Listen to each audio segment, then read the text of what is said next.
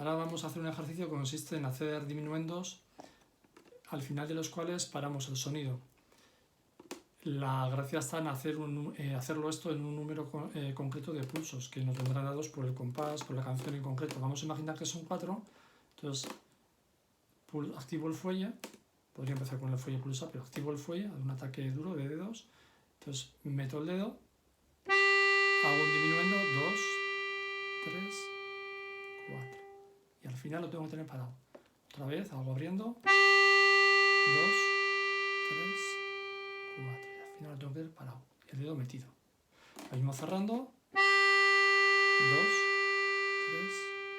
4, el dedo metido. Se puede variar el número de pulsos o hacerlos más deprisa. Es importante que si hacemos con un metrónomo y contamos 4, que no se nos muera el sonido antes del 4, del final del 4, o que cuando hemos llegado al final del 4 nos siga sonando.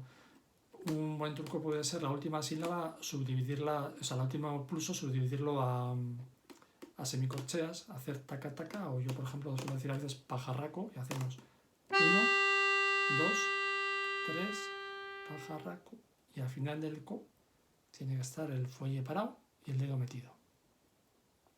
Lo he hecho con la mano derecha, se puede hacer también con la mano izquierda.